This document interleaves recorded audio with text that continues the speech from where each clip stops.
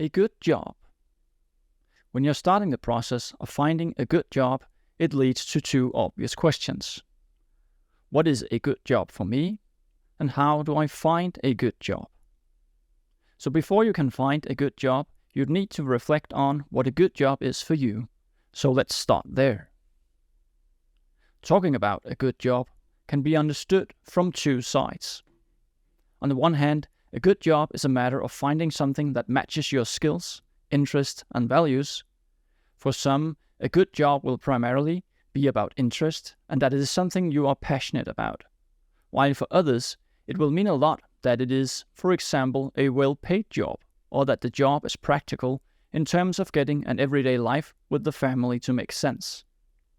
On the other hand, having a good job is also a matter of an employer being able to see the relevance of your profile to the challenges that the workplace is facing. For an employer, a good job is a matter of solving significant challenges and adding value to the company to an extent that justifies the expenses associated with the employee. Finding a good job, therefore, becomes a matter of finding places where your professional and personal profile is relevant and where the task interests you. This is why you sometimes meet the idea of a job match. It suggests that different types of profile, to a greater or lesser extent, will be a match for a given task or job. When you start the process of finding a good job, the first question you should ask yourself is what a good job means to you. As you begin exploring the job market, here are some initial questions that you can consider. How much does the geographical location and distance to the job matter to you? How much does the industry in which the job takes place matter to you? How much does it matter to you what target group you will be working with?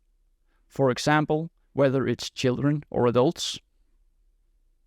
What type of job do you think you would thrive best in? This could be development tasks, operational tasks, administrative tasks, teaching, theoretical tasks, and more. How much does the salary matter to you? And remember here that salary can also include benefits, pension schemes, and other perks. And lastly, how much does the company's image and reputation matter to you? When assessing whether a job opportunity is relevant and interesting to you, you should also be interested in which leader you will be working with, what your opportunities are for influencing your task and your workday, what opportunities there are for creating a good so-called work-life balance, and who will be your closest colleagues. In short, you should try to imagine that you are already employed and what a workday and work week would look like for you. This way of thinking will also encourage you to think of many good questions to ask the company during an interview or in a phone interview. There can be several aspects of accepting a job offer. The job can be seen as both a stepping stone to something else and a goal in itself, and typically it is probably a mix for many. A goal because society demands that you must have a job or at least some kind of income, and a goal because there is something satisfying about feeling that you are contributing and using your professional and social skills. But the job can also be seen as a stepping stone, a way to develop your professional profile and thus a stepping stone for you on the way to the next job. A way to achieve what you want, either personally or professionally, or a way to get closer to a vision or a dream you have about how you can contribute to making the world a better place. You can therefore ask yourself in what ways the job you're going for right now is a stepping stone and in what ways it is a goal. The same thinking can be used for project-oriented courses in a study program.